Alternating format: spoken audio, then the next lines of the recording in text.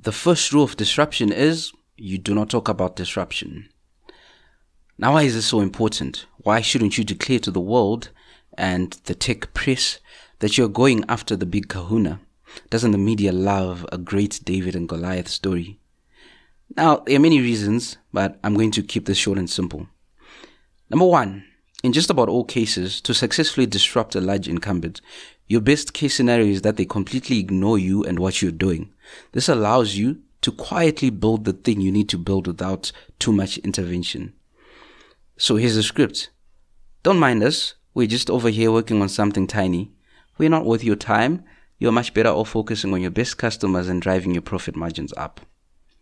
This is pretty much the story that plays out in the book Innovator's Dilemma, which if you haven't read, stop what you're doing and do that right now.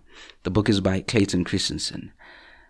The second reason, where was I? Kind of lost myself. Okay, we're discussing the reasons why you shouldn't discuss or you shouldn't talk about disruption. The second thing is you want the incumbent to act rationally, because an emotionally fired up incumbent will come try to crush you simply out of spite and ego. They may not succeed in crushing you, but in the process, they can certainly cause a lot of pain, and responding to their actions will distract you from the whole disrupting thing you're trying to do. Number three, one of the keys to disruption, which usually happens from below, is that your product/offering has to be inferior in some critical way.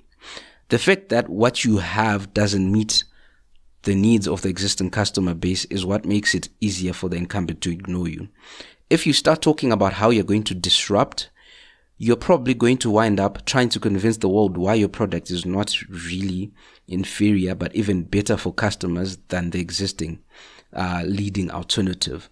That sounds like a good thing, but it's not, because you shouldn't, in the beginning, be trying to create something that's better than what exists. Chances are, if you do that, you do something incremental and you take the incumbent on their home turf. Turns out they're really good at playing that game. There's a good chance they invented that game. You should be working on something dramatically simpler, cheaper, or lighter. Don't start out trying to build something better for the entrenched company's existing customers. That's not your goal. Your goal is to create something good enough for customers the incumbent doesn't care that much about.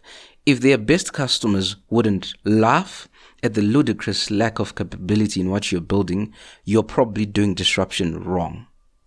Go back and read Innovator's Dilemma again if you've read it. Okay, so when should you talk about this awesome disrupting you're doing? Ideally in the past tense. Think of it like we've disrupted, not we are disrupting. Next week's choice, when the path is clear and the outcome is more or less inevitable. Until then, be heads down and quietly just do the work.